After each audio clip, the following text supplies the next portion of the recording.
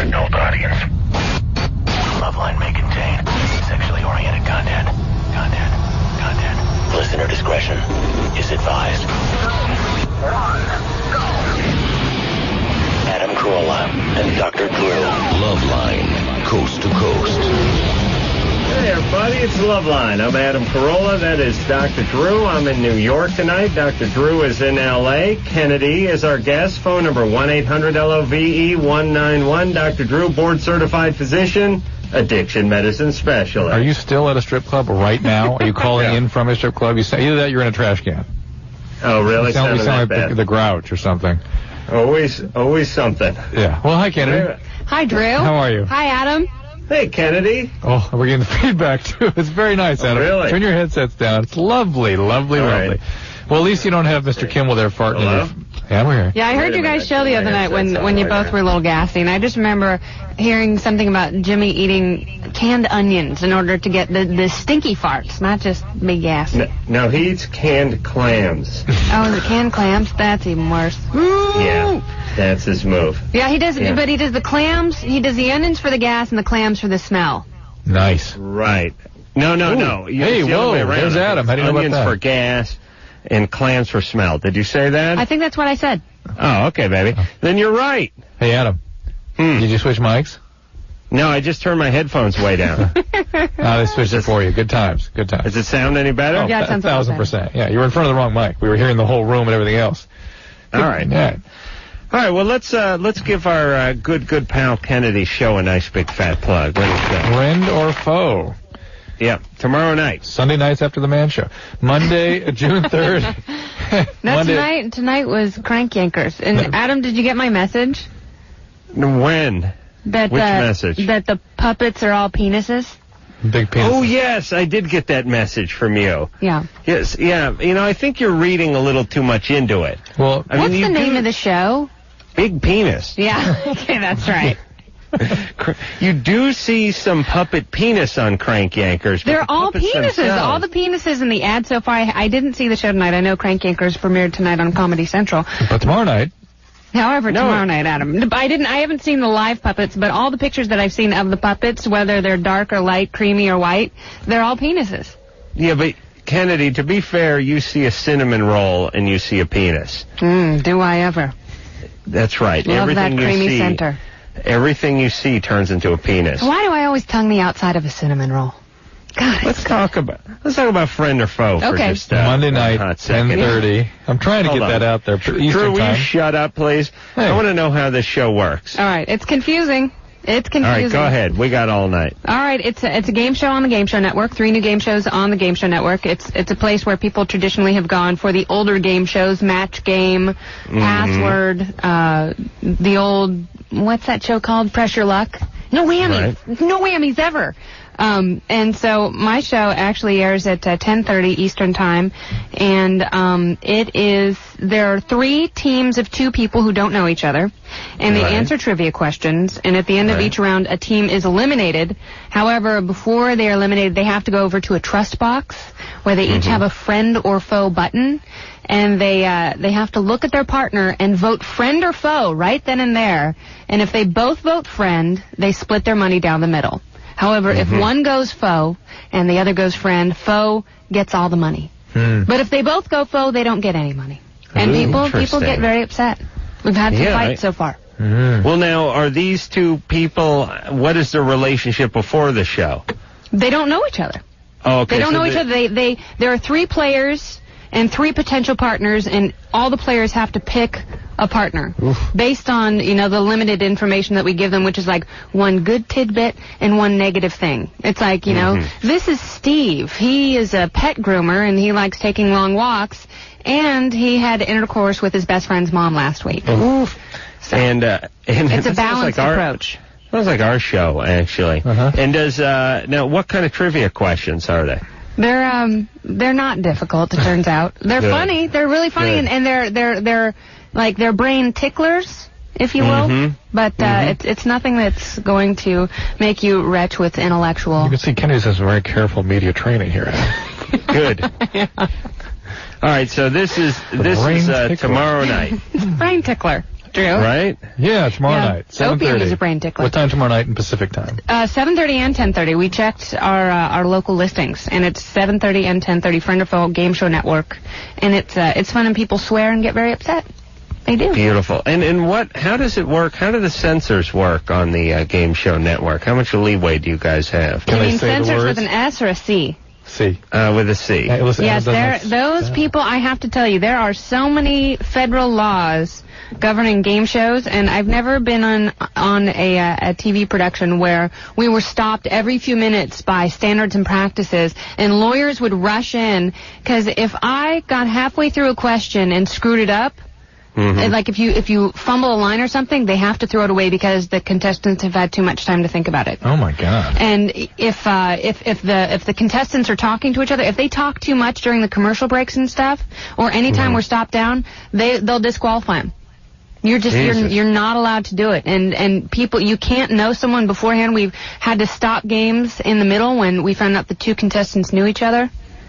Doesn't it seem like they're putting a little too much time and effort into that aspect of society? But again, it's whenever the politics dictated, there was some weird game show scandal, and then the politicians said, well, we're going to take care of this, and they made all these federal laws, and now there's a huge bureaucracy, so we can have safe game shows. Isn't that important? What happens. It's very important. Very important. We've let the laws run our that, lives. Think about all the crap that goes down on television. Yeah. It's very important that game shows be controlled. But look at all these reality shows. I mean, I guarantee you there aren't the kind of laws and strict standards at Dog Eat Dog or Fear Factor or any of these other shows where someone dies. There isn't, but someone will die in the next 18 months, and then people But isn't that will what we're look at looking for? That's what we're waiting for on Survivor. Like, they've stopped giving them rice and water, and pretty soon they're going to infect all of them with malaria before they even get to whatever island they're going to, just so someone has a good chance of dying. We're going to infect you with the HIV virus and put you on the surface of the moon. And tonight's immunity challenge, you get the cocktail. So. You get the triple cocktail. All right. You got some calls lined up there, Drew? We do. This is Katie, who is 21. Katie. Hey, how you doing? Good. Pretty good. Actually, I'm 21. I just found out recently, it's about a year ago, that I have a herpes virus. For me, I guess it's a hard thing. I'm just having a hard time maybe just reaching out to other people or just letting other people know. I don't know. It's genital herpes, right? Yeah. It'd be funny if she's calling about a cold sore. People freak out about that sometimes. Do you have you got a boyfriend? No. Well, I did. Till we found out about the herpes. Yeah, until I found out that where it came from was from him, and Did he know he had it? After he slept with somebody else, then he knew he had it. Oh, during your relationship? Oops. So you're having a hard time finding a new guy? I'm just having a hard time, telling anybody at all. How long have you been aware that you have this? How long have you been aware that you have this? True, this is a horrible first call, by the way. This is never going to work. What? Talking to anyone at all? Should I change to a new subject? Well, wait a second. What do you mean telling anyone at all? You don't have to tell anybody except for whatever potential partner you choose, right? As far as meeting somebody else, and it's not telling anybody. It's just meeting a new person. Well, how soon after you meet someone do you usually have sex with them? You're only 21, so how many sex partners have you had? Maybe 5? Less than that, actually. Well, that's good. So that means that, when you meet someone right off the bat, you're not just getting into bed with them, and you know what that means? You get to know somebody, and if it really gets to the point where you guys think you're going to have sex, sex can lead to procreation and disease. So when it gets to that point where you're going to get down, then tell them that you've got herpes. Make sure he wears a condom. Make sure you don't have an outbreak. You can dental dams. You can probably protect him ammonia from transmission. And just think about the fact there's a 1 out of 4 chance that he has warts, and about a 1 out of 10 chance that he has herpes too. Kennedy, could you imagine yourself with some nice herpes or warts or something good like that, a little hepatitis? Well, Adam, I'm sitting in your chair, so actually, yeah. Good thing I'm wearing panties. Imagining it right now. Chris is 15. Hello. Hey, Chris. How's it going? What's up?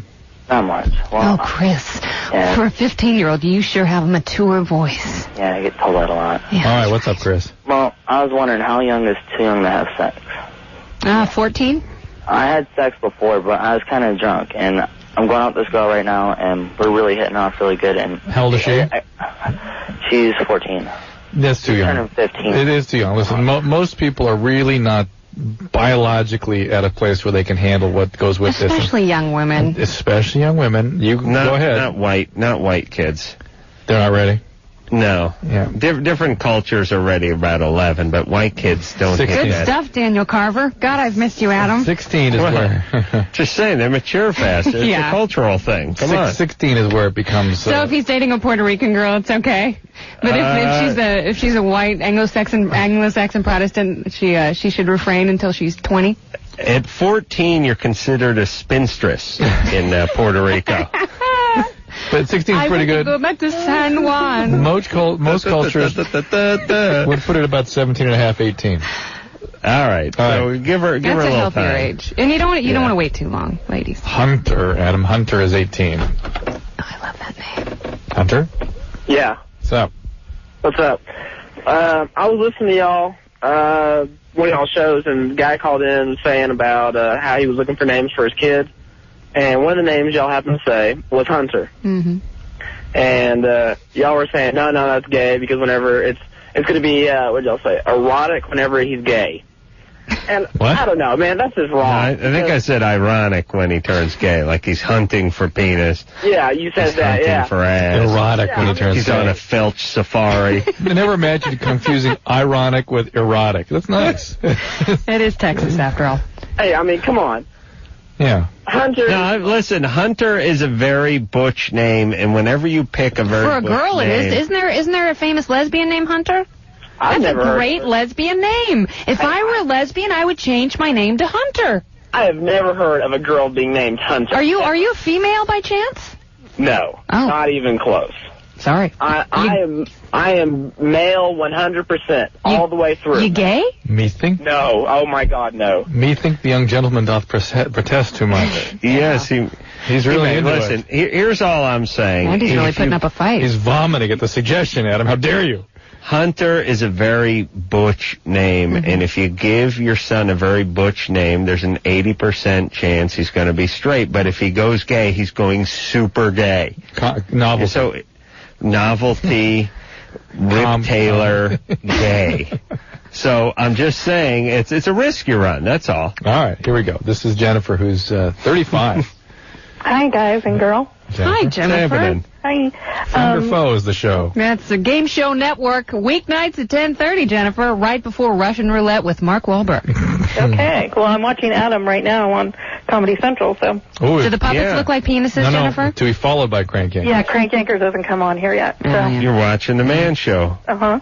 Which episode is on tonight, by the way? There's 2 puppets humping or something. Well, that could be any episode, be fair. Oh, is sock puppet porn? Yeah, and there was the one where you put the money in the toilet. Oh, that was horrible. Oh, okay. Yeah. You know what I did? Hold on. Put her on hold for a second. Let me talk to Kennedy. Yeah. Kennedy, you will be completely grossed out by this, but let me tell you the nature of man. I don't know. I've known you for a long time, Adam. No, but this is right in your gross Okay, wheelhouse. but just before that, I've seen someone anally give birth to a Bert doll. So. Oh, really? Yes. Well, we'll get into that in the 11 o'clock hour. I did a little experiment on The Man Show where I took a fake dookie, but this dookie was made by our art department, and it looked really good. Was it a floater? It was a floater. Okay. And I put it in a toilet at the track, and then I took a beer, and I dumped the beer in there, and it turned the water sort of amber, and it looked like a big Duke and a number 1 just filling a toilet. Well, because you know how pee can get kind of fizzy and bubbly when you pee too hard? It absolutely looks perfect. And by the way, anyone who wants to screw with anybody, I swear to you, if you just take a beer, if you take a Sam Adams and dump about half of it into a toilet and walk away, it'll be just foamy enough and just amber enough to work. Yeah. The point is Duke and pee, and I floated a $20 bill in there, and we saw who took the bait. every guy reached into that toilet. Really? Boy, you bet. Now, what do you think would have happened if you put that in the ladies' room? Yeah, seriously. Zero. No, but if a woman was in there by herself, do you really think there's that much difference between the sexes? Oh, my God, yes. Are you kidding? Would you have reached in there, Drew? 100%, of course. 100% of guys would do that. Yeah, absolutely. Adam, why didn't you do the experiment? Why didn't you put it in the women's room? It's the man's show. We didn't have access to the women's room. I had to get in there and hang out and stuff. It was horrible. But the point is every guy went with it, and I think I got down to 10s and 5s at a certain point, and they were still reaching in. But they deserved it. You know what? If you're going in with all that bacteria and fecal matter, you deserve $20. Because your life is pretty pathetic. What do you guys run over to the sink and wash it off? Yeah, guys. One guy fished it out with like his pen. Yeah, but it's still dripping. That guy's just blotting it down with toilet paper and putting it right into his wallet. All right, put Jennifer back and let's talk to her. I'll try that at work tomorrow in the women's room and let you know if the women Please do. Okay. My question is for Dr. Drew or Kennedy if she knows the answer. I was wondering if there's any way to make your period start a few days later or earlier besides taking the pill. Start exercising and try and bring on as much stress into your life as possible. Heavy stress will definitely alter your period. But you can't predict how. That's why it's called stress. If it were predictable, it'd have a different name, Drew. So, Jennifer, no. Hey, hold on, wise ass. He's not talking about the stress. He's talking about the period. No, I know that, Adam. She just ran out of things to say. Dare you attack my partner? Only I could. That's true. That's right. Pardon me, Adam. That's right. I think birth control pills are bad anyway. No evidence for that. In fact, the current. Since when does Kennedy need evidence? Yeah, I know. Well, it's like talking to you. But whoa. The only fact that the current there's less uterine cancer, less ovarian cancer, more breast cancer, more increased strokes. No more increased stroke. The smokers may have an issue with vascular problems. The breast cancer has not been proven, but it has been proven to decrease uterine and ovarian cancers and decrease pelvic inflammatory disease and hospitalization from PID. Okay, but the point is Jennifer needs to take the pill if she wants to. That's the only way. You'd have to be hormonal manipulation. All right? All right. Jennifer? Yes. You got a wedding coming up or something? No. My boyfriend is on the East Coast, and he's coming out for the last weekend in June, and I wasn't supposed to be on my period, but I just started yesterday, which means I'm going to be on it when he's here, and he's only going to be here for 4 days. Yeah, that's okay if he really loves you. You can walk through mud, you can... He's not a Jamaican guy, is he? No. Okay. That's the only group I know just will not participate, right? Yeah, he'll get busy. He'll work it out. Yeah. Yeah, he'll prove his love. Whoops, excuse me here. There's a Ryo, 19. Yeah, I have to take a drug test for a job, and I was just wondering if I use someone else's urine, does the urine change its composition or anything after 2 days, and should I have to keep it warm, or would you guys... I know it may not be appropriate for this talk show, but... What kind of job is it? Banking. Banking. It's very important that I like that. What are you doing at the bank? Teller job? Yeah. At 19? Yeah. You can be a teller at 19, can't you? Don't you have to go through... I used to work for them before. I used to work for the same company before. But don't you have to go through quite a battery of tests in order to get a teller's job? You have to take math tests. They go through a background check, and then they just make sure that you haven't, made any breach of broken any breach of trust or anything like that. What's in your pee? Probably just some pot. Well, all right, Drew. What about this? How do they? Guard against this? The first thing you look for is the temperature. That's the first thing somebody's doing when you hand them the pee. Well, how do you look for it? You feel it. Put your hand on it? Yeah, if it's not, feel a cup, put it on your cheek? Yeah, your tongue, a couple drops. You feel it, and if it's not proper temperature, you make them go back and do another one, and you watch it. You got to see it come out. In fact, most urine tests, if they're doing it properly, need to be observed. So it needs to come out of your penis. They need to see it coming out into the cup. If you try to use any adulterating agents, and those get picked up in the tests, which most tests do try to detect that kind of thing, you'll be considered positive, and that's it. What are adulterating agents? Is that I know golden seal. Yeah, that was. I think they do stuff that manipulates the pH and things, and then it's all positive. That's a positive test. Yeah. So it looks like you're monkeying with the urine. What is a way to warm it? I mean, they have like those. You can put it in your mouth. You can put I put an IV bag and stick it under your arm. Yeah. Oh, really? That'll work? Interesting. And don't they have, like, little heaters, like, you know, you can buy at the sporting goods store, like, for hunting, you know, little chemical things where you break the bag or you twist the thing and it generates heat. You could use something like that. Tuck it. Some hand warmers? Yeah, that actually makes sense, because it would probably, because I was thinking of, you know, like a coffee cup warmer that people have on their desks, but that would make it a little too warm. No, and this is something, I mean, you can't be plugging because it loses the taste if it goes over 102. If it sits too long on the pot. The cell's changing it, too, if you let it sit around too long and that kind of thing. And if they go so far as to do that, then you're busted again, so. All right. There you go. You want to take a break here, Drew? I do. Okay. Kennedy is our guest tonight. She's got a new show called Friend or Foe. It's coming out tomorrow night on the Game Show Network, 7:30. 10:30? 10:30. Just say 10:30. 10:30. But just say 10:30? Yeah, just say 10:30. All right, 10:30. Speaking of 10:30, Crank Yankers premieres tonight on Comedy Central. That was the point 10:30. of the prompt there, okay? Thank you, buddy. Right. I want to go to Hawaii. Yay! I want to go to Hawaii. Is that one on tonight, that particular one? I'm not sure if Special Ed makes an appearance tonight. I think he does. Yeah. We're going to take a quick break, and we'll be right back after this. The Loveline with me. I'm Dr. Drew. Shame on you. 96 Rock.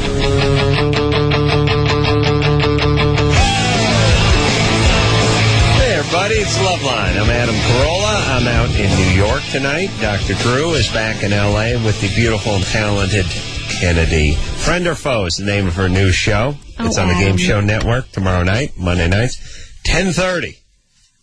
Yeah? Oh, Adam. It's just an endearing way of saying. Yeah. And Crank Yankers, our new show on tonight. It premieres tonight. It premieres right now. So turn off the right now. That's not right. I was in my hotel room tonight in New York. Speaking of Crank Yankers. Watching Yankers.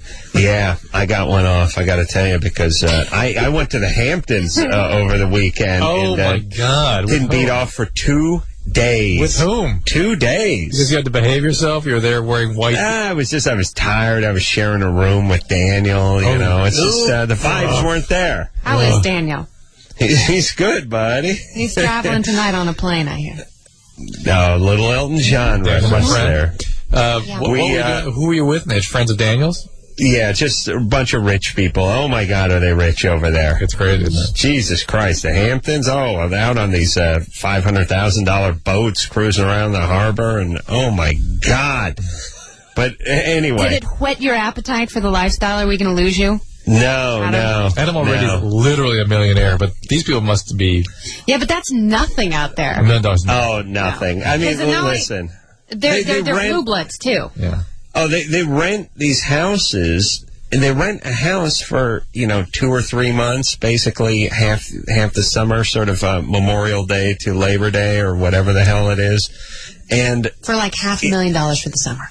Yeah, they get this house. It's like, that's $150,000 for 3 months. Oh my God! Rent. Oh my God, that's rent. Yeah, I friends who used to do that, and they thought they were all fancy, but there would be like 12 of them who went in on a house. Sure. And there'd be 8 of them in the house at a time, and they'd have to split up their weekends. That's cool. Oh, it's crazy. But anyway, the point is I was in my hotel room tonight, and I was watching the Lakers game and keeping an eye on the clock and thinking, well, in New York, the Lakers game starts at 7:30 out here. Yeah. And I was thinking, all right, well, this will be good because this will be over at 9:30 or 10 o'clock, and then the Crank Yankers begins out here on the East Coast. Oh. 7th game, Lakers, the thing goes to OT. Almost double OT. I can't believe Sacramento. I mean, it's now getting near 11 o'clock, and they're still playing, and I'm thinking, you sons of bitches got to go into Game 7 and have that go into overtime when my show's premiering? Sons of bitches. How dare they? Why don't I get hold of them Lakers? Well, it's all right. At least everyone here in Los Angeles isn't going home till about 12 o'clock. They're all at the bars tonight. So that's right. Bastards. I hope you're happy. Well, let's get a call to cheer you up. Here's the young lady that's got problems. That I know you have to contend with this all the time. Kelly's 20. Kelly? Yeah. What's up? Not much. This is where you talk. Okay, I have a problem. I've been with a guy for 9 months, and sex is a real big problem for us because every time we try to have sex, it's very, very painful for me. Mm-hmm. And we've tried everything to get over it. And have you been to the gynecologist? Yeah. What did they say? Just like to use lubricants and take it slow and morons. Okay, now does it ever hurt when you pee? No. Okay. You don't agree with that, the lubricant thing? No, lube can be fine, but you can have, I mean, there's so many conditions you can have that can make sex painful. Have you had this with other guys? No, he's Kareem Abdul-Jabbar and I have I've never had this problem before. It's just like he's too big, like too wide, too long, you know? I'm a big boy. And yeah. We have way more complaints in this show about too big than too small. Too big is really a serious problem for some people. It can be a deal breaker. Yeah, we've been having sex for 9 months, like every day, and it's not getting any better. Do you feel like you're tearing, that kind of feeling? Or is it just uncomfortable? Where does it hurt? Deep inside, or is it? How do you answer, what do you mean tearing? No, because what happens is there's something toward the outside of the vaginal opening called the vestibular, and you can actually re-injure that over and over again, and it's called vestibularitis. Vestibulitis. You can get vestibulitis. But they would have seen that when they went into their pelvic, though. So they didn't see anything. What size is this guy's junk? And every day? I mean, that's going to be painful for anybody. Yeah, well, we're trying to, see if it could stretch out, or we're trying to. Why not just have a baby? But I don't know, no, that's not good. Kelly sounds incredibly confused. Yeah, I know. In general, how big is your boyfriend? He's huge. Can you give us some dimensions? I haven't measured it. Oh, they don't know. Women, this is why they can't parallel park. They don't know anything about distance or size. So bad with spatial orientation. All right, well, horrible. Like, my bedroom ceiling is 180 feet tall. You sure it's not 12 feet? No, it's 180. That's an 18-story building. We had Kelly and Ray's co-star from Sabrina the Teenage Witch in here, and she goes, "Yeah, my ceiling is 60 feet tall." And I go, 60 feet? What? Adam said, no, it's not. And then she got mad at me. and insisted it was 60 feet. And what's that, 8 floors? Whatever that is, 5 floors? 6, yeah, at least. Yeah, that's good times. Well, look, he has a big penis. She's trying to work with the guy. I think she's got to get in a position where she can kind of control the depth and the speed. She can get on top. We've tried everything, like doggy style, on top. Yeah. Now, does it hurt? Is it deep inside, or is it toward the entrance? Like, does it hurt when he's just starting to get in? Both, the whole time. So it's everything. Everything inside of you hurts. Going in, it hurts when it's in. Like, I don't let him, move around too much during sex. I just, hold on, clench tight, bite into its pillow. Well, you're also tensing up. Yeah, I was going to say, can you relax? Yeah, that's part of it. Is there something emotional going on there where you can't fully... I can... Shut up! Kennedy's talking. Shut up! Go ahead. I'm sorry, Kennedy. No, I was almost done. I mean, do you have an issue with him where you're not able to trust him, or there is a part of you that doesn't want to be vulnerable to this guy, so you are not opening up your body and your heart isn't, so your vag isn't either? Oh, no, I totally trust him. And this never happened with over that, by the way. Never happened with any other guys. Well, everyone else has been, he's 3 times bigger than any guy. I understand, but you never had anything like this with anyone else, period. No. Okay, well, sometimes we have dealt with relationships that end because of this. Maybe change your lube. Maybe you're allergic to the lube you're using. I don't know. Some people, there is this mismatch, an anatomic mismatch. Yeah. There is such a thing. Well, it sounds like this guy would be a mismatch with a sperm whale, too. Yeah, but some people can sort of deal with it without pain. Or some people like that. Yeah. But I don't know what to say, Kelly. You've tried everything. I go back to your doctor. Maybe find another doctor who can help you a little bit with this. Well, there's not much she can do about it. She's tried everything, right? Yeah. I mean, other than that, to me, it's like an emotional thing. Like, she's going to have to get some biofeedback or something. Yeah, but what about having a baby? I mean, at some point, you got to loosen up. Isn't there? Can you do stretching exercises? Can't you get a special speculum or something? The baby you rip open and you tear open. There you go. But then she wouldn't have that problem again, would she? No, but she still might. This still might be uncomfortable. Even after that, Kennedy, I think what you're asking for is one of those spring-loaded wooden things you put in your shoe, like your dad. Yes, exactly. Well, they actually have these graduated acrylic phalluses that they make people wear when they're sort of generating a vagina, the transsexuals, and they wear them all day long and sit on them. And how did you do with your surgery, Adam? Did you have to use one of those? When I was generating a vagina? Yeah. I did use the graduated acrylic cylinders. They look like a trumpet mute, if you've ever seen a yes, trumpet I have, mute. actually.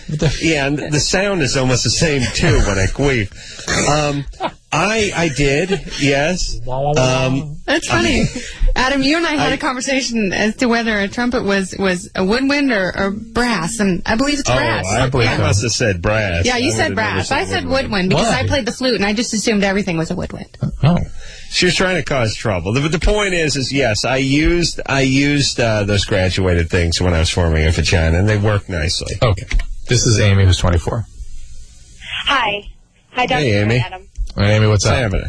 Okay, I just found out about on Friday that I'm pregnant, and I don't want to keep the baby, and I didn't get in time for that 72-hour pill, and I don't want to go through an abortion, and I'm wondering if there's any other way to... Yeah, you can just have the baby and give it up for adoption and go through a progressive adoption and find a couple who needs the baby, because there are plenty of people in this world who are looking for healthy babies, especially ones that haven't been born yet.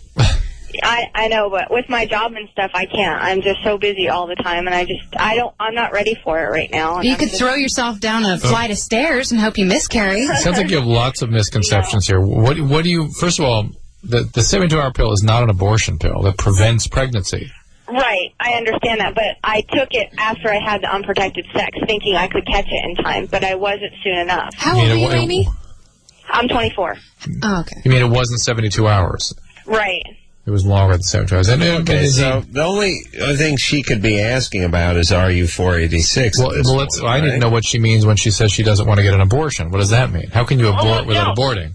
No. I'm wondering if I have to go through that process, or because see, you have to wait till you're 6 weeks before they'll even see you in the clinic. Uh-huh. And I was wondering, because I don't want to carry it that long. I mean, I don't know. It's not even anything right now. I was wondering if there's a way that your body can naturally, if there's something you could take that your body can naturally have a miscarriage without going through an abortion process earlier. Think how crazy. If you watch Crank Yankers tonight, the premiere, you may miscarry. You may burp it up. So who is this person you had sex with, and how close are you to them?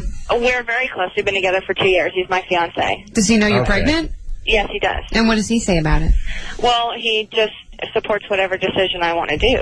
Well, this is a good question, actually, because I can completely understand this, which is you're pregnant, you found out that you're pregnant, you plan on getting an abortion, you don't want to go through the changes that your body starts to undertake, and you don't want to have an attachment to this thing. And by the way, who wants to abort something that's well on its way of becoming something? Wouldn't you rather do it when it's just a pile of mucus? What about it, Drew? That is an excellent idea. However, the weird misconception here is that somehow out there is something some potions that'll make you abort. I mean, think about that. We wouldn't need abortion clinics, Amy, if there was such a thing, right? Well, what about RU 486? She should be able to get it from a private physician. She should. If it's somebody who would prescribe it. Not everyone does prescribe it, but why don't you look around?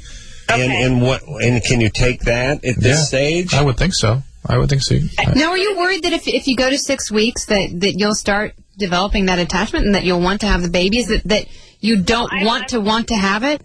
No, I mean, I don't. I'm very, I know what my decision is going to be, and I don't want to carry this baby right now, but I just don't want to have to wait the full time before they'll actually take. I mean, I'd rather, because it's early. I just want to, over with now instead of going through the whole process of the 6 weeks and waiting and then, going through. Have you had an abortion already?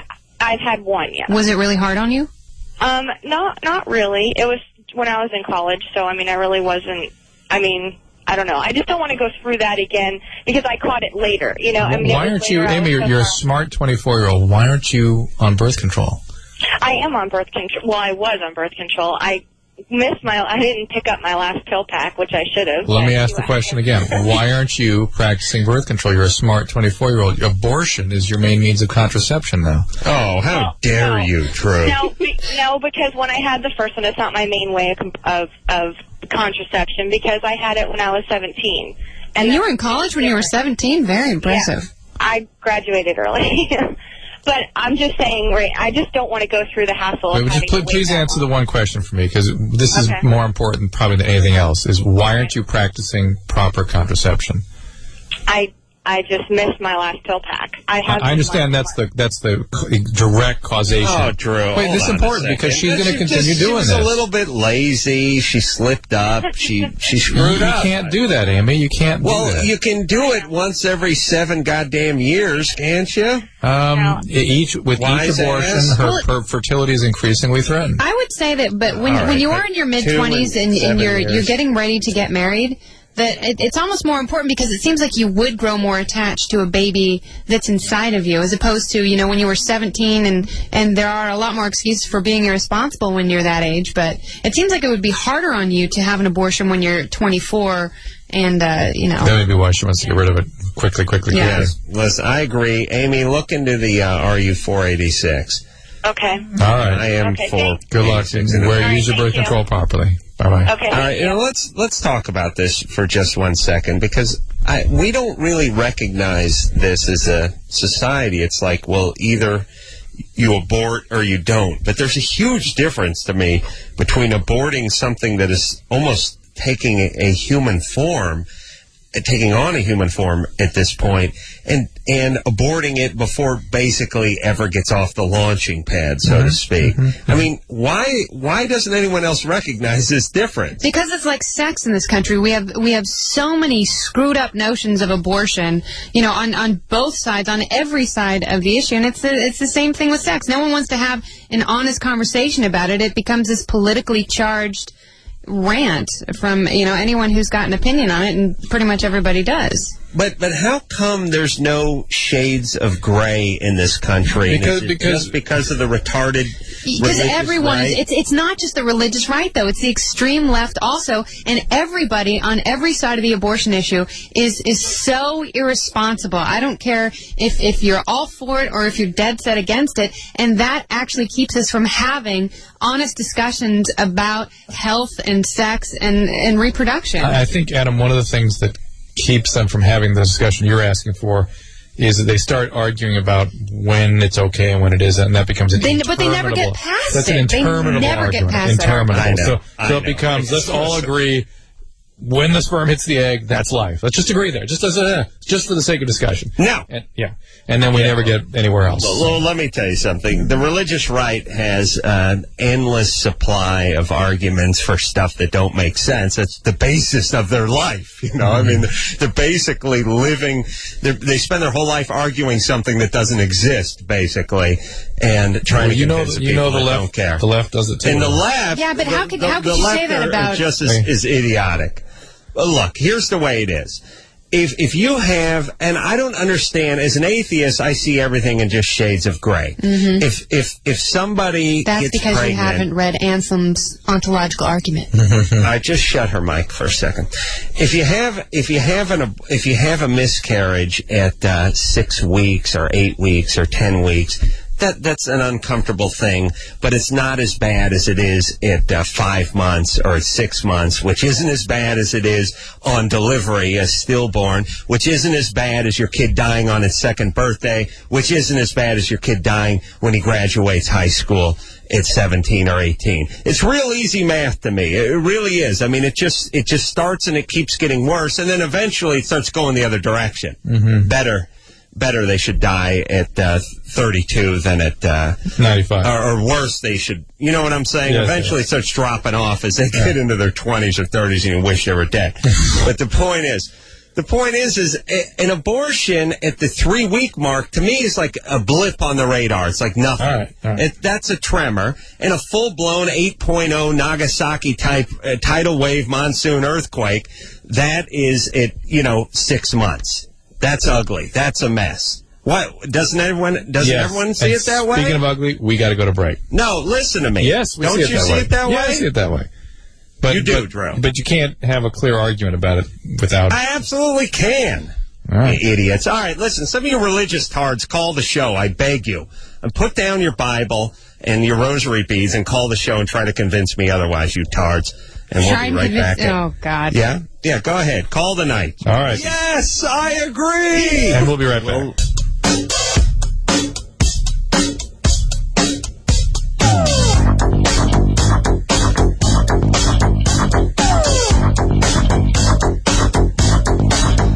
everybody. It's Loveline. I'm Adam. That is Dr. Drew. I'm in New York tonight. Dr. Drew in L.A. at the Loveline home base. Kennedy is our guest tonight. Friend or Foe is the name for a new show Monday night on the Game Show Network. Yeah, it's a game show. It's on that Game Show Network. It's at 10:30. How's the Crankmakers in there? Are they watching it? Oh, that's a delightful show. They're just roaring with laughter in there. Roaring. You know how they normally get into this stuff. Groundbreaking television at Crank Yankers. You know, it's funny. We've been getting really good reviews, and then we got a really crappy review in the Hollywood Reporter. Yeah. And all these guys were like hemming and hawing about it, Daniel and my agent and all that kind of stuff. And I told them, hey, guys, no human being outside of the industry reads this. You don't understand. Isn't it weird when you get caught up in all this stuff? I mean, Kennedy, Andrew. You don't realize nobody you know looks at the Hollywood Reporter or the Daily Variety. The problem with the Hollywood Reporter and the Daily Variety is people who make decisions about the future of your show are so suggestible and so terrified about keeping their jobs. Okay, he feels much better. He feels much better now. Kenny, thank you for sharing that little tidbit with him. They actually do read the Hollywood Adam Reporter. is a very delicate ego. They do. Everyone now knows about it since you talked about it. We don't have to. Go look it up. Get it on the web. Will you pull it up? I want to see this article. Everyone write all you want about anything. As you know, Drew, aren't you supposed to not read your own reviews? Isn't that sort of... I never read any of them. I haven't read any of them. Well, Man Show got glowing reviews. Crank Yankers got only -3 stars. -3? It's much better. So you're -9 now total? No, actually, I got. I'm only -6 because the New York Post gave it 2 stars. So I was -8 stars. I do love this show, though. Well, thank you, Anderson. There you go. Is it on? Is it really on? Can you see it? Yeah, they're watching. Aren't they cute? And Anderson is very discerning when it comes to the arts. Thank you. All right, here's an abortion comment for you, Adam. Here we go. Andrew is 14. Hi, Andrew. Andrew? Yeah. Still, you're 14? Mm-hmm. Still not too late when I'm in charge. Mm-hmm. Go ahead.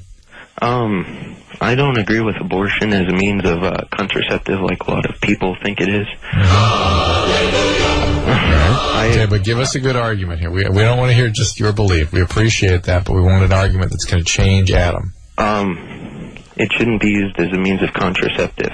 I believe contraception. Yeah. Oh, let him go. Go ahead. It's okay if it's used, like, say, if a woman's raped or something. Then I believe it would be okay because she had no choice in the matter. Well, let's take the full extent of this argument and look at the fact that most people that argue against abortion would say that you're trying to protect the life of a child. And if that's really the philosophy here, how is it the child's fault that it was the product of a rape? Wouldn't it still be saving a life? What is rape, or the quality of rape? Yeah, there are contradictions in that argument. Although it's awful for the woman. Right. And what is her obligation to see something like that through after rape? No doubt. But in terms of the logic of trying to protect a child's life, well, what difference does it make where the child was conceived from? It doesn't. Yeah. It's more about punishment, Drew, as you know, with the religious folks. And, Drew, look up contraception, would you? Because I don't think you can technically use abortion as a means of contraception, because I think once you have once you've conceived, there's no such thing as contraception. Yes, that's what I'm trying to say. All right, here we go. Look it up. But first, let's take the left wingers may want to point that out to the right wingers. Jason is 24. As part of their argument. Hello. Go ahead, Jason. I've been married for about a year now. I got married on the 16th of May, and congratulations. Yeah, thank you.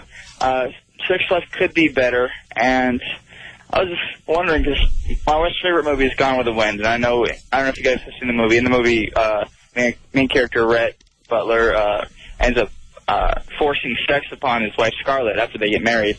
Now, that's right. You know what? Is that considered a rape nowadays? This is kind of a heady discussion I think we ought to start maybe the next hour with. But the fact is, how does a male know when a woman wants to be swept away versus when he's being forceful and actually... Yeah, when do you draw the lines, especially when you're married? How do guys know that? How do men... Because men, we are pretty lame. Yeah.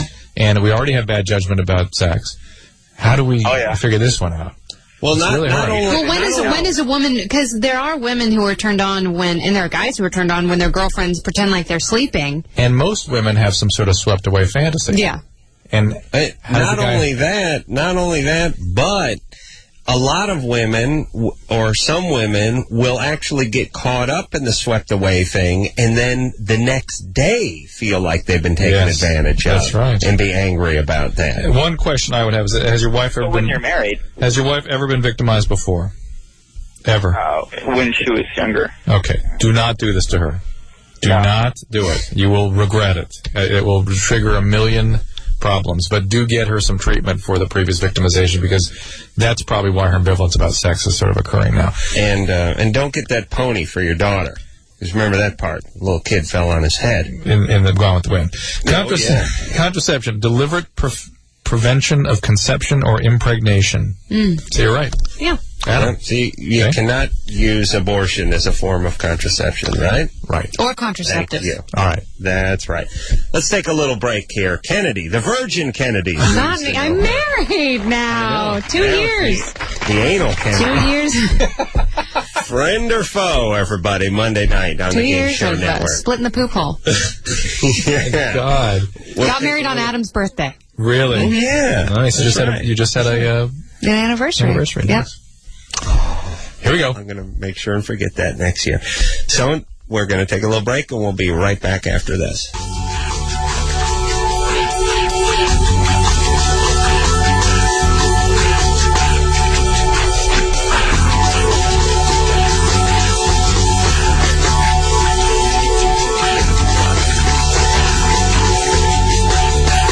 Hey, everybody. Loveline.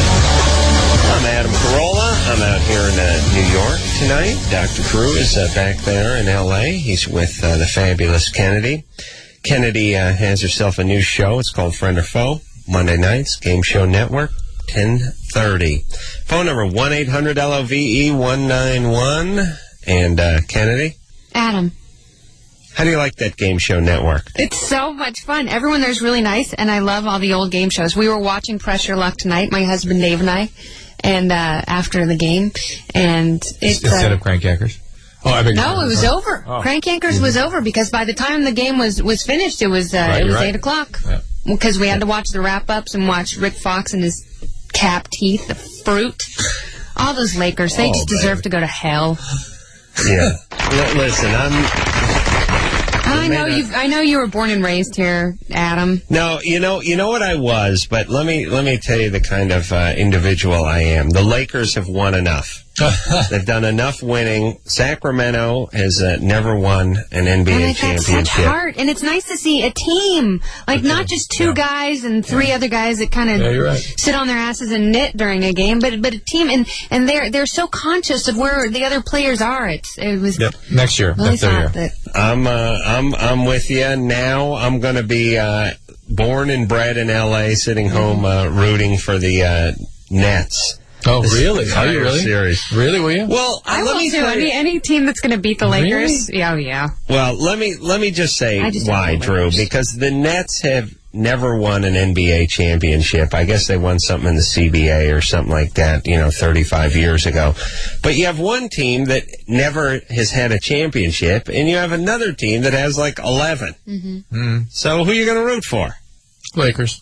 You want the team to get fair weather fan. That's my problem with the LA fans. I think this is their last year, and this is it. Next year if they don't make the playoffs, will people still have the Laker flags on their cars? No. But you go to Portland, you go to Trailblazer country, and people still have all their Blazers paraphernalia all over their houses and their cars, and it's like having a pregnant teenage daughter. You still love her, you just don't want to bring her up in conversation. No, they're just they're too baked to get out there and take it off the car. You know what? A lot of them are diabetic, Adam.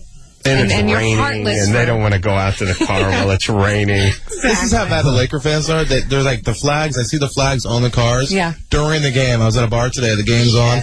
And there's people driving by with the flags. It's like, why aren't you watching the goddamn game? If you're a fan, you got flags on your car. You're not watching the game? All right, let's get on the call. That's a good point. That's a good point. Thank you, Anderson. I still want to... So, Drew, you'd like to see the Lakers win their 13th instead of the Nets win their first. Yeah. All right, buddy. That's fine. Let me see where you're at. We still have tackled that problem, how guys know when a woman wants to be swept away as opposed to when it's a rape. But let's talk to Tyler first, who's 16. Hello. I called on Thursday, and what a voice!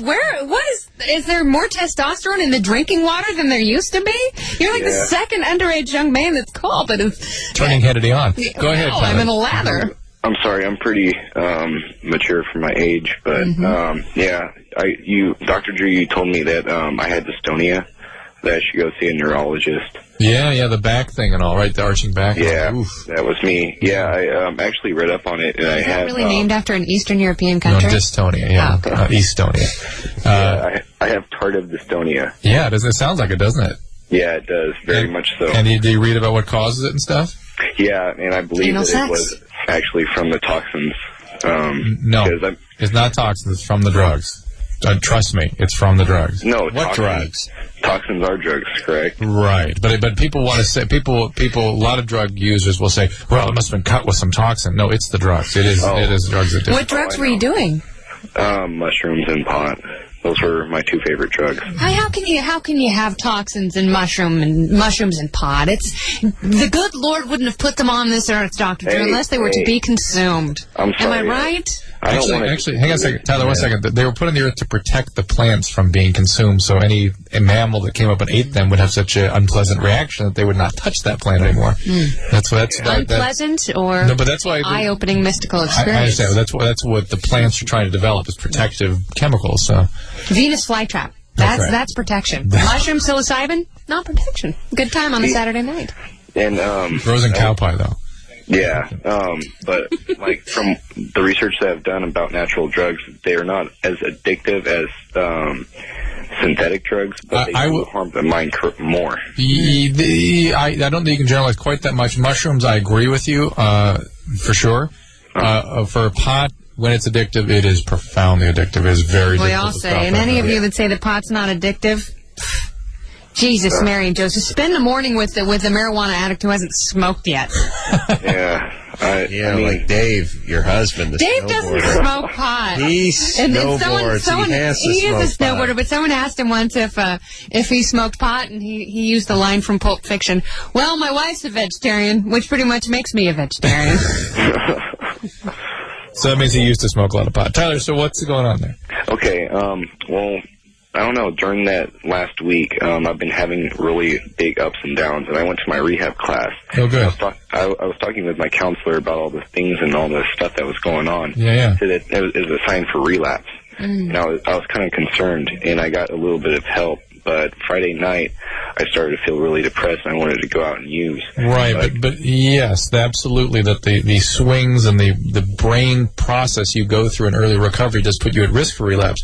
Because eventually you start feeling, oh, screw it, I can't go through this anymore, I've got to have some relief. Or you start kind of think to yourself, all right, if I just get an hour of relief or 10 minutes or 3 hours, I'll be fine. I'll go back to my recovery program. Do people really think that way, though? I mean, don't they? Isn't that one of the first things you learn in recovery is that you can't do it? But yeah, you remember, they're primitive mechanisms that just distort thinking. From what my sponsor told me, our disease is cunning, hideous, and baffling. That's right. And I agree wholeheartedly with him. But the thing is that from what there's a lot of people in recovery with me, and they all say that they went to the doctor and they gave them some kind of a medication, but they don't like it, but it helps. Well, Tyler, how many weeks or days are you into this? About, I believe today would be 109. Well, what happens sometimes about 3 months was pot the main drug? Yeah. You can really get a severe depression that first 6 months. And in fact, it's good that you're with people that are supportive, but I would recommend you strongly see someone who's used to treating marijuana addiction, because it turns out there's a very high incidence of suicide in the first 6 months. That's why there's so many suicides in Oregon. That's right. Clouds in the pot. And it's important that you see a doctor who's used to treating this, because sometimes it is necessary to take something to support the chemicals, at least during that 6 month period. Otherwise, it sounds like you're doing exactly the right thing of relying on your support from sober peers, talking to your sponsor, and following directions. All you got to do is follow. And what else, Adam? Chronic masturbation. That's right. I'm glad you brought that up, Kennedy. It's for you. It's true. It's a very healthy outlet. And what were you just doing? You trade your whatever you were doing, you were not listening to us. What were you doing? I was listening. I was sitting here. I was sleeping, eating your knowledge. I see. I was just saying, please, when will it end? When will it end? Wrap it up. That's kind of what I thought you were talking about. Poor Tyler. Hang in there, buddy. Tyler sounds got 109 days. Tyler is doing great. Tyler, very smart 16-year-old. It is never a straight line. His parents should be proud. John, 16. Hey. It's never a straight line to recover, though. They're always rocky. What's up, John, 16? Hey, yeah, I've been going out with this girl for a month and a half. Oh, no, a year and a half, sorry. And, I'm falling completely in love with her. You've been out with her how long? A year and a half. And just now you fell in love with her? No, I've been in love with her for a long time. How old is she? She's 16. All right. And, good story so far. Good times. Yeah. Right. Everyone's telling me, that, I don't want to screw up my, dating years in high school, right? Mm.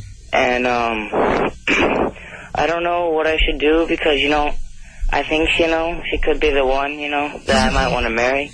Sure, why not? 17, that's when I got married for the first time. You're going to go to college, John, aren't you?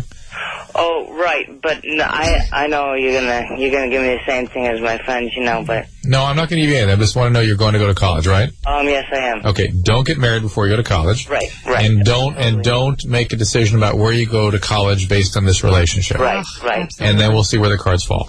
But you know what, John? I have to say this. If you do completely get your heart broken when you're 16, it'll really save you. It's like a stitch in time because you'll get to spend your late teens and early 20s completely bitter, and you'll get a whole jump on the game. The bitter thing. Yeah. So you don't have to wait till your mid-20s. It's more about knowing how to end a relationship. He's kind of musing with the idea, maybe I ought to be out of this, but it'll go another year and a half before he ends. Well, hold on. He said he was completely in love with her. All right. He's just worried about... That young love is so beautiful. I wouldn't tell him to run away from that. No, I mean, don't screw up the rest of your life by getting married and getting her pregnant. But certainly, your heart is never as pure as when you fall in love for the first time when you're a teenager. Because I think that you can experience real love, and sometimes it's purer than the love you experience as an adult because you do become bitter and you're so guarded. It's more fantasy driven. Yeah. It's more intense. It's pure in a sort of Hollywood not necessarily. Of what love is. I think back to David and Kennedy barely talk to each other now. That's not true. Well, they exchange angry glances. I mean, let's be fair. But David, what have you been telling Dr. Drew? Jesus. He won't even look at you. Look at that. No, he's probably watching TV. He is watching something. He and I suffer from the same disorder that is the opposite of Adam's, where if there's something on TV, we can't hear anyone else in the world. He does the same thing when he plays guitar. But I'm writing a book. Really? Are you? Yeah. Congratulations. With Juice Regan about my experiences taking care of addicts and stuff. It's very interesting. Wow. Yeah. Wayne, shut up. Wayne, here's somebody for you. I'm offended. Off the air, you two, please. Frank Yankers, everybody. Followed by Friend or Foe, Monday through Friday on the Game Show Network at 10 Wayne, who has a response. He is 28. He wants to talk to Adam about Adam's lack of any spiritual connection, right? All right, go ahead, Wayne. It's actually Kevin. Oh. All right, they put it down as Wayne, but go ahead. But that's fine. Wayne's a gay name, but I like it. Kevin Strader. Hold on. What name is gayer, Wayne or Toby? Oh, that's a toss-up. You know Toby might be... Charlene, Toby's gayer. I'm sorry, Toby is gayer. Yeah, Toby is gay because Toby can be a cute girl's name, too. And anytime like Stacy, Toby, Lindsay, those can all be girls' names, and those are all gay. Very much so. Go ahead, in a good way, but I love the gay. Adam. My point is mainly to you. And the comment that you made about the fact that 2-3 weeks into a pregnancy, that it is better and more okay to abort that child and abort that life as it is to 6 months down the road. Yeah. And last time I checked, when conception starts is when life begins. Therefore, life is still life 3 weeks, 2 minutes, 6 months into it. And any way you slice it or dice it, you're still killing something. Can I ask you something, though, Wayne? You're gay. Kevin, whatever. I don't care. Kevin, let me ask you this. Now, there are a lot of theists who think that a human soul is created before even the cells come together in the first place, before the weenus ever enters the vajuju, that there is a life of its own that exists in a different realm. Now, if you're not sleeping with as many people as possible, trying to make that connection, bringing that child, that soul into the world, aren't you doing the Lord God a disservice? Hey, you know what? I'm going to just say, hang on a second, but you're into math, Kennedy. Math doesn't work on that one for me. There's 6 billion people in the world now, and there was 100 million at one time. And right. Were all those souls waiting out there? And what about the 6 billion that are coming out? I'll tell you the math that doesn't work for me is everyone who came back was nobility. Yeah, don't you love that? I had a psychic tell me that I was a 13th century queen in India, but everyone was Queen Elizabeth. And, right. How much? Right. What was the serf to nobility ratio back then? No one was ever. Well, you were a potato farmer during the famine in Ireland, and you had a miserable existence. In fact, we really want to talk about reality. Only about 10% of people got out of childhood. Yes. So most of souls died. That is so true. I mean, very few people made it past the age of 15. Would you like someone to be the village idiot? Yeah. Yes, you were the village idiot. Hampton. Yes, you were. We ended up. Yes, you were stoned because you killed a young child. Right, but Kevin, I'll get back to your argument. Let me, because Kevin, I can argue. Kevin, I can argue with you on this. So I'm going to clarify some stuff. All right, not against you, but alongside of you. Okay. The issue of life being the same at 6 weeks versus 6 months would basically argue that a slug is the same as a cat is the same as a human. That they're all life. They're all different. So therefore, you can't kill anything, even an amoeba, because that's living. Can't take antibiotics. Can't kill bacteria. Can't take antibiotics. It's not that different situation. Why? Why? Because that's. But it is maybe you're saying. You're saying life is life is life. No, but that's true, because if it is about consciousness, but if it is about consciousness, you could argue that the snail and the termite and the bacteria, they all have some sort of consciousness. But where do you draw the line with life? Well, that's why I want to Kevin clarify. And hold on, you retards! He called and asked me a goddamn question. But yeah, Adam, hang on one second. I think Wayne, what you mean to say. I'm going to take a leak. Go ahead. Goodbye. Yeah, Kevin, I think we'll get farther. I think what you mean to say is that there's potential human here, and that the potential is the same at all stages of development, and there's not any doubt about it turning into an amoeba or into a donkey or into a mule. It is going to be, categorically will be a human being and a human life, even though it may not, in fact, be at that stage when it's an amoeba or Well, okay, I see where you're going. I think where I'm coming from is like okay. Imagine popping a seed in the ground and it starts to grow. Is that plant that's growing because it hasn't blossomed yet? Like, is an acorn still as valuable as an oak tree? Like, it's still I'm trying to use it as an analogy for it's still life. Yeah, and but I'm not saying that I can't step on a snail, that I can't kill an ant. Okay, no, I think about people you here. could say it's life. However, it's a human life. The argument is valid that as much as you have something biological going on, you also have something emotional going on, and there's much more of an emotional attachment to something that has either been in your body longer or been outside of your body longer. Emotionally speaking, you may very well be correct, but biologically speaking, it's still a life, and when we're talking about human life... Yeah. So really it's human life. But it's not just a biological argument, because you bring in, people who argue against abortion also bring in spirituality, which is, that is such an emotionally charged issue for most people, that they can't separate, like, biological facts from, this emotional... fundamentalism. All right, Ken, we got to move on here. I'm afraid we spent a lot of time on it, and Adam didn't listen to this discussion. He left the room. So well, I would figure so. He was obviously threatened by this. Said something to me about it, but that's okay. I appreciate you guys' input. And wish what? I said I wish he would have had some more logical input. He didn't want to be. I think Kevin wants to be abused. He wants to get the smack down from Daddy. Down. All right. An hour with that cat. All right. Good luck. You shouldn't need an hour. Tammy's 20. Tammy? Hello? Hi. Hi, how are you doing tonight? We're good. What's up? Hi, Tammy. Hi. The other day, I was with my boyfriend, and we were kissing, and then he started to kiss my ear, and then he started to kiss my stomach, and he was going his way down, and my hands started going numb, and so did my mouth. What do you mean? How did you think you were hyperventilating but not?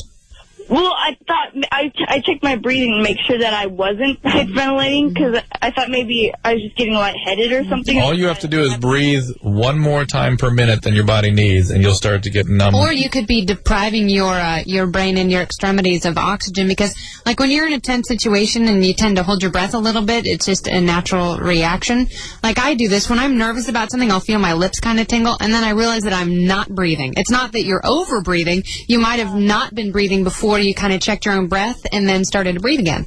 Oh, okay. Or breathing a little bit more than you should have and getting off that CO2. Yeah, and this has happened to me before. You're just getting excited. You're just getting excited. It's fine. No problem. Those are good times. It's your body saying hello. Okay. And about the girl who called about the abortion thing. Yeah.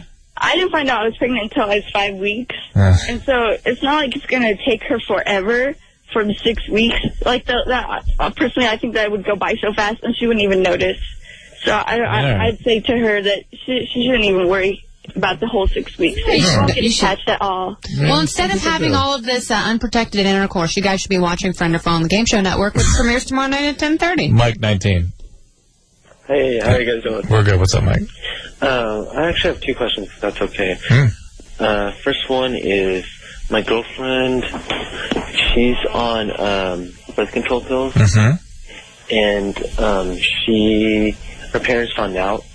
Now they're making her take like a blood test or urine test or something. For what? Does it show up? Like, no. They can find out? Not really. I think it's just a threat. I think they want her to admit that she's having sex so they can. How old is she? She's 17 actually. Yeah, they're trying to exhibit the last amount of control that they possibly can before she becomes an adult, and they're just trying to scare her into saying that she is having sex. Well, they're actually taking her tomorrow.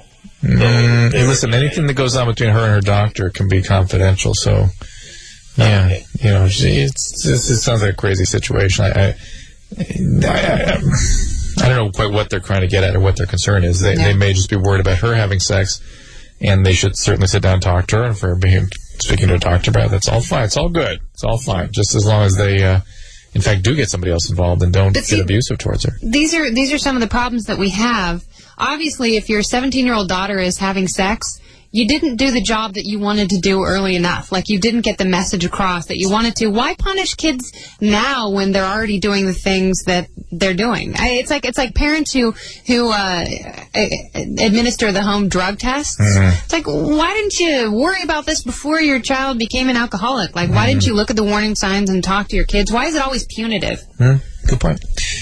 Kennedy. Friend or foe is the show. It is 10:30 Monday night. We've lost Adam. Adam is gone. We miss him. I'm here. Oh, you're back. I thought you wanted to take a pee, did you? I did. I just came back a minute ago. Well, we're going to take another break because I'm going to take a pee now, all right? This is the 4th time Drew has peed. I'm worried about his prostate. No, this is the way it works. I have trigonitis. All right, we'll take a quick break. We'll be right back after this.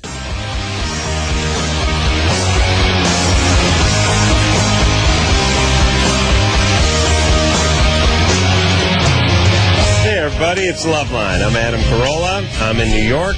That's Dr. Drew. He's in L.A. When are you back here? Kennedy. Yeah. What? When are you back here? I'm sorry. All right, let me finish. Yeah, I can't see you. It's not as easy to, judge. Let me finish the goddamn name Kennedy before you jump in. 2 ends. All right. All right. Friend or foe, everybody. Monday night. Yes, Anderson. Nice. Monday night, Game Show Network, 10:30. I am back there Tuesday morning, or Tuesday afternoon, or some ungodly time. I'm sorry I didn't get to see you in person, Adam. I am sorry as well, Kennedy. Thank you for that. Thank you, Adam. Yeah, Drew, go ahead. You may speak now. It's okay now? Okay. Let's take a call. This is Jason, who's 23. Hi, Adam. Hi, Drew. Jason. Hi, Kennedy. Hi, Jason. My general question, Adam, is do you believe in the soul? Oh, boy. No, I don't. Kennedy, stop. Just hold back. Kennedy's taking philosophy classes now. She's filled with arguments. Listen, here's the deal. We as human beings were aware that we're aware of our immortality, basically, and it's way too much for us to process. And stop eating into the microphone, Kennedy. Oh, they're peanut M&Ms. Don't eat this into portion the of microphone. Loveline brought to you by. So we can't handle the sort of finality of our life. I mean, it's not infinite. It's going to end, and it freaks us out, and so we invent a whole bunch of stuff. Well, we can't handle much anything besides right. that. That's my point. I disagree with you, Adam. I disagree with you on every level, and I think your argument for atheism is about the weakest I've ever heard. Oh, please. I don't need an argument as an atheist. That's just the point. Yeah, he's just being lazy on religion. No, I'm not being a coward like the rest of you guys. You guys are simpleton cowards. I mean, I heard Ronald Reagan being interviewed. So you think Yes. that Freud and Marx were onto something? That Freud said that as soon as human beings were cured of all neuroses, we would be free of religion? Yes, absolutely. That's such malarkey. It is actually... Well, why do we get religion? I mean, what about the cows? What about them? What do they have? What about every other animal? Cows weren't given the ability to reason. And what about all... Yeah, that's right. That's right. They couldn't come up with something. They couldn't come up with an out. They couldn't justify it.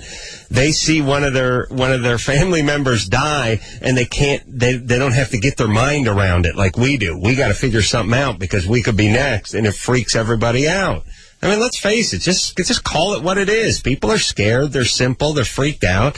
They can't handle the idea. You say they're simple, but actually, the need for religion is very complex, and even if you take mysticism, which does not have to do with religion, but has to do with a unifying experience that is in a totally different state of consciousness, how could something like mysticism be the same, and the accounts of it be the exact same from different regions at the same time we all have human throughout brains, and all the brains, world? all the brains function. Yeah. Well, it may be, yeah, but it may be a part of brain function, but what the consciousness alters into, like the mystical state and what it actually becomes, how could it be so uniform throughout every culture and every religion? I mean, shamanism, Hinduism. It's uniform because we're all scared of death. That's why the whole... Kennedy, Matthew 25.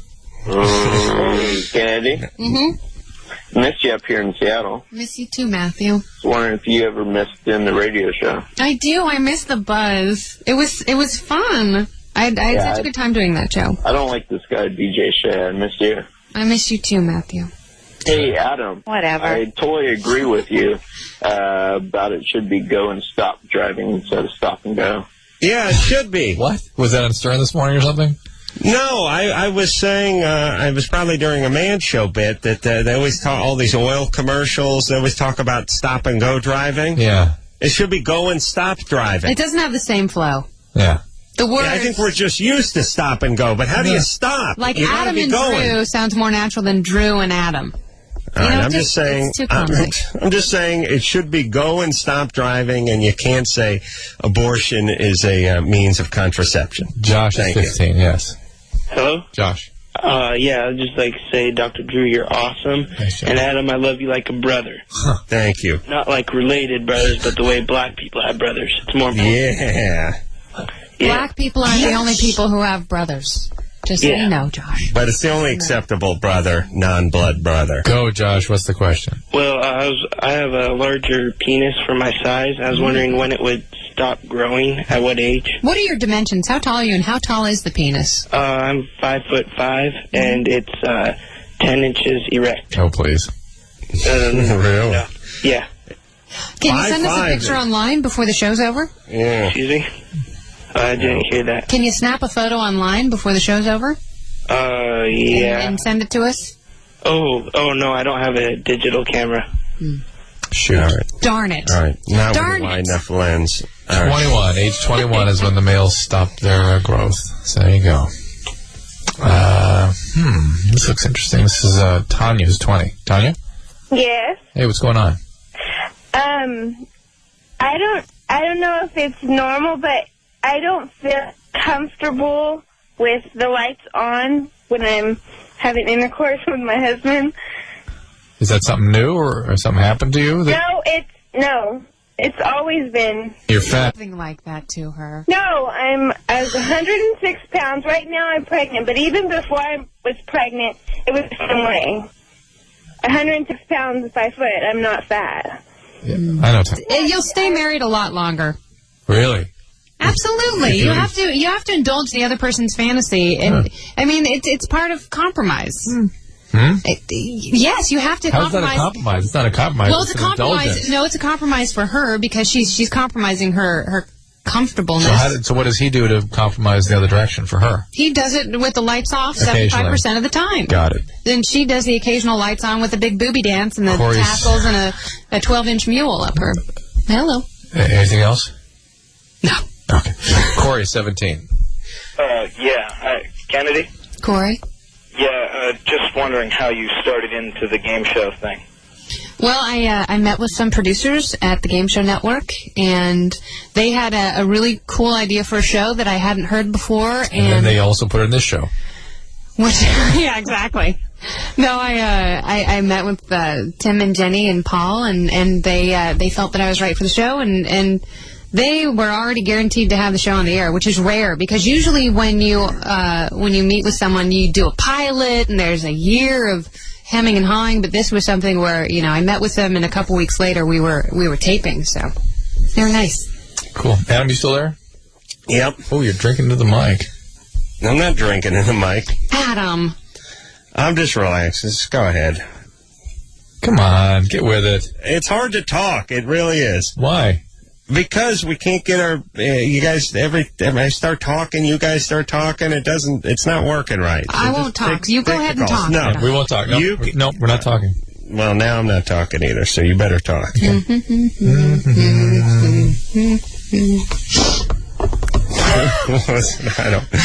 don't know. Listen, I don't want to talk over you guys. Go ahead. You don't want to talk over me, so go ahead. Take a call, Drew.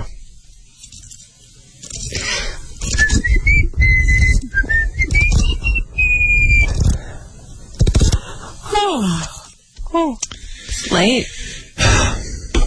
Jenny. Whoops. Wrong one. We're doing good. Jenny, 24.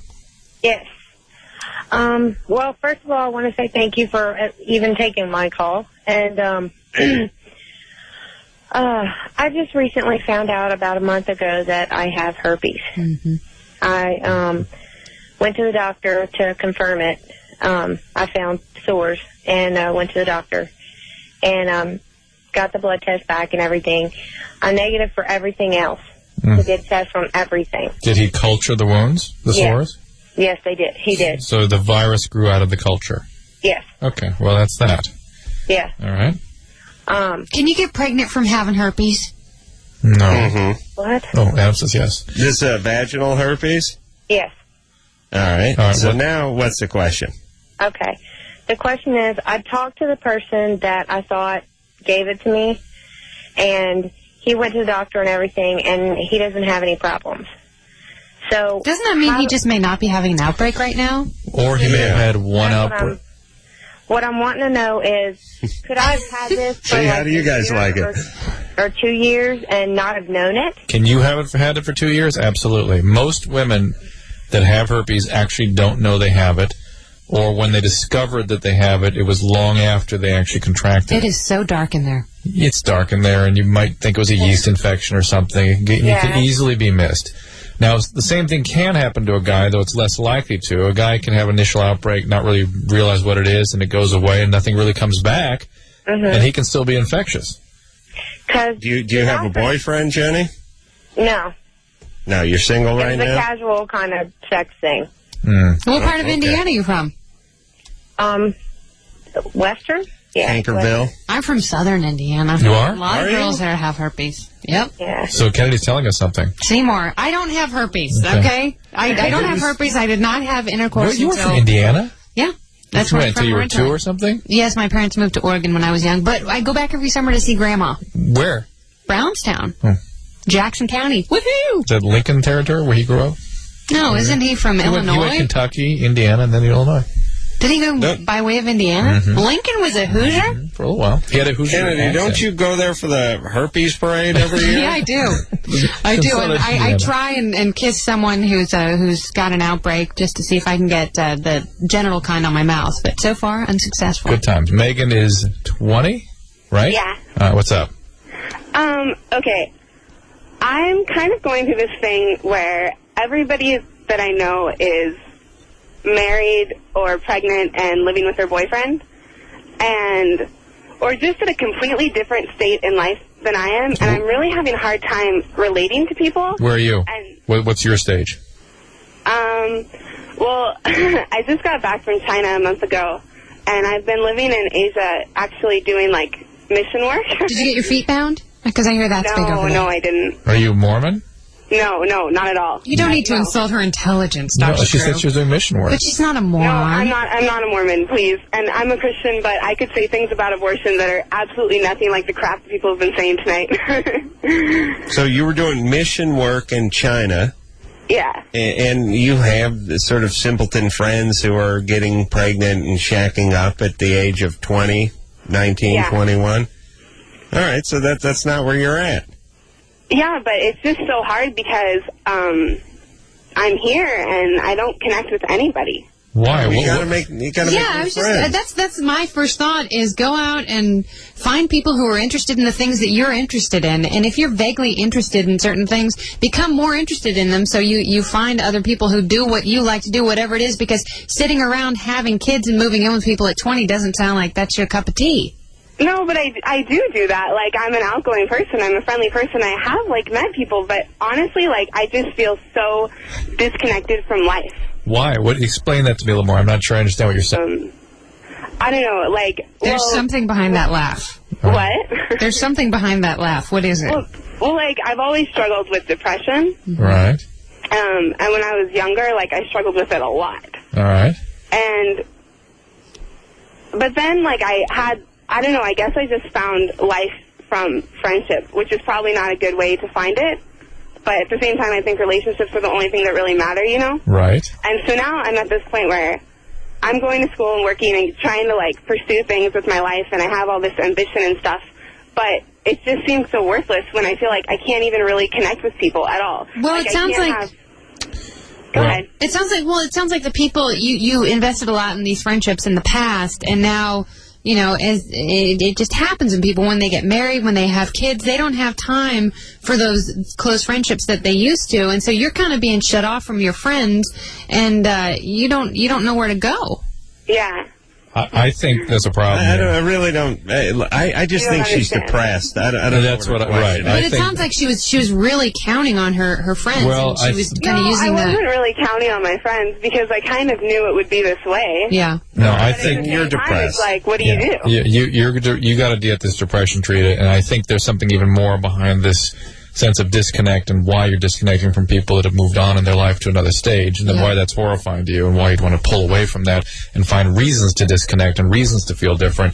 And then those feelings of worthlessness and lack of connection are typical depression symptoms. But sometimes you lose, I mean, depression aside, because you could argue that most people are depressed, you lose contact with people, and you don't have as many things in common as you did when you were young. Even a few years ago, she was a teenager. But again, she's saying she's out there going to school, doing all these active things. She should be able to find people, but she can't get that connection going. And she's describing depression, and there's got to be a reason behind that connection problem. And that's really what therapy is. If you want to do therapy, it's about forming intimate connection. We have to go to break.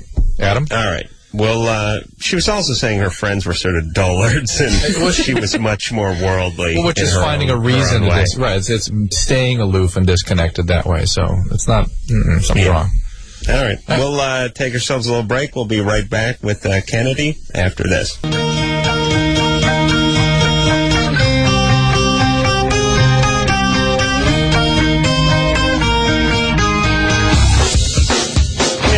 Loveline. Our guest tonight, Kennedy, friend or foe, is the name of her new show on the Game Show Network, which starts tomorrow night, Monday night, and it starts at 10:30.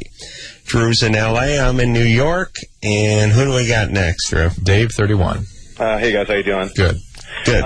Had two things. First of all, that movie that Kennedy was referring to earlier. Suck My White Balls, that one? I'm sorry? Suck my white balls, sailor. No, that movie Donahoe is just horrible. And I mean, I still have scars from seeing that about like 6 years ago. From seeing Bert? Oh, God. Seeing a man in stirrups give anal birth to the Bert doll with a little studded collar around his neck, as though he's going into labor, and he's like, "It's time!" And they take him into a fake emergency room where they put him in a leather harness, and they stick there, and then they pull out a Bert doll. What movie is this? It's called Donut Hole.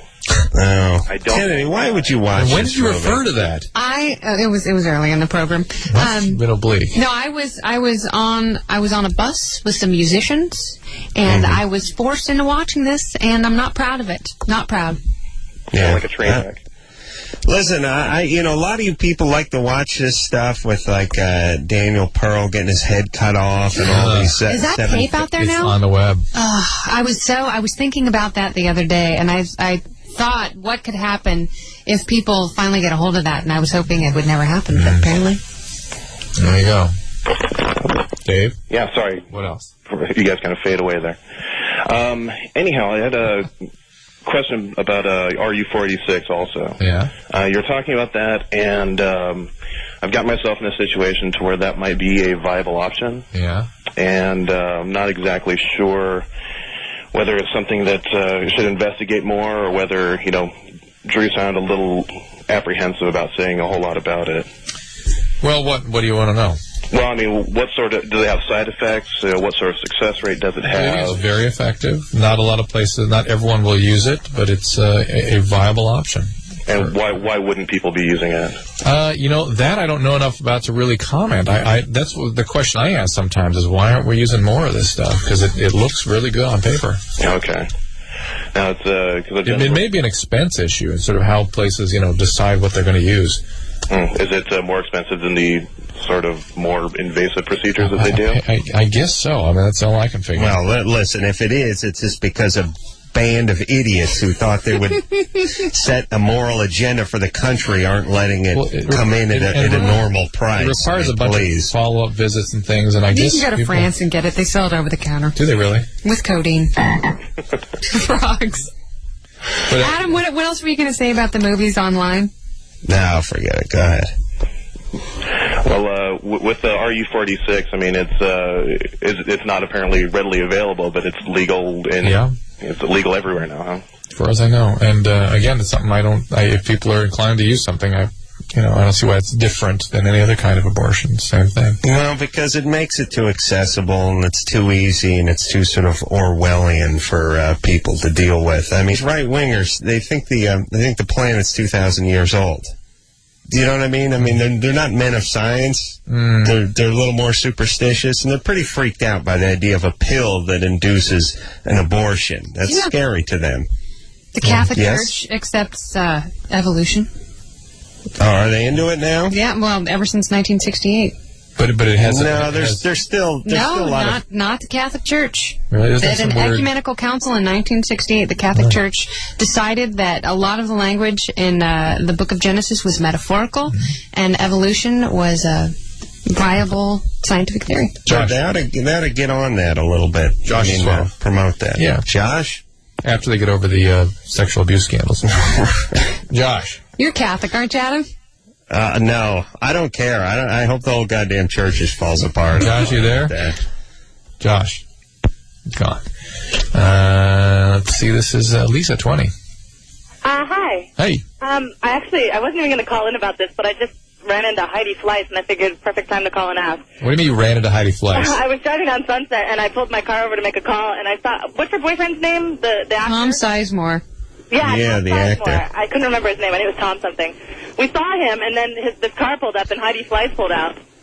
Oh, my God. Yeah. So what's the question? My question is in regards to an STD. Yeah. I was just diagnosed with something called molluscum contagiosum. Right. And I had never heard of it before, and I was wondering, I didn't even know it was really an STD until I looked it up online, and I was wondering, how do you get it, and is it possible to still transfer it? It's a virus. You had them taken off yet? Yeah, I did, and the thing was that can you hear me? Yeah. Sorry. I had one, little bump that I noticed, and I went to my doctor about it, and she removed it.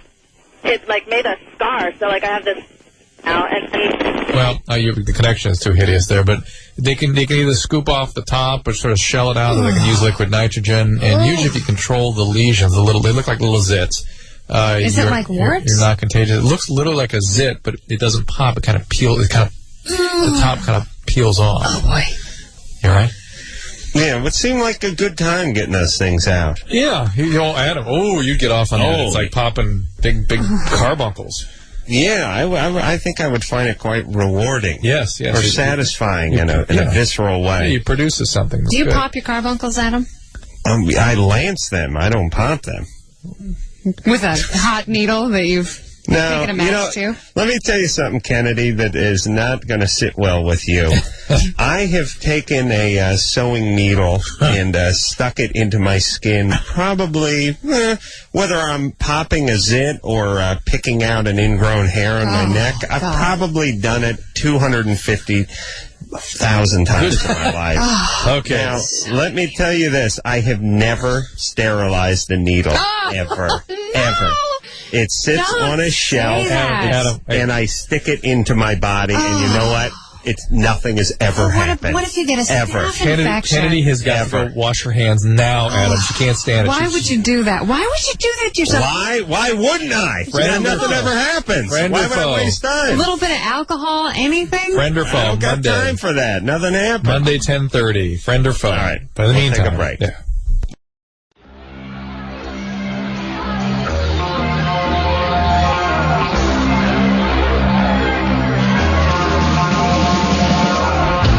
Kennedy, that was fast. I can't believe it. I think we should go another hour. Well, you and I can just sit here and chat. Keep yourself amused for an hour, don't worry. Friend or foe is the show, 10:30 Monday, 7:30 in some vicinities, right? Mm-hmm. And where else can we see Kennedy? Anywhere else coming up? No, just in the Loveline studio here. But that is quickly coming to an end. Yeah. All right. Well, listen, Adam is gone now, and the show has come to a close, unfortunately. I'm just see if I get rid of Adam a few more days and just have Kennedy and I here by ourselves. It'd be cool. All right. In the meantime, this is Dr. Drew saying goodnight to Kennedy, and to all of you on behalf of Adam Carolla saying mahalo. Suck my white balls. This has been Loveline. The opinions expressed on this show are not necessarily those of the staff, management, sponsors, or this station. The producer for Loveline is Ann Wilkins Ingold. Loveline is a presentation of Westwood One Entertainment.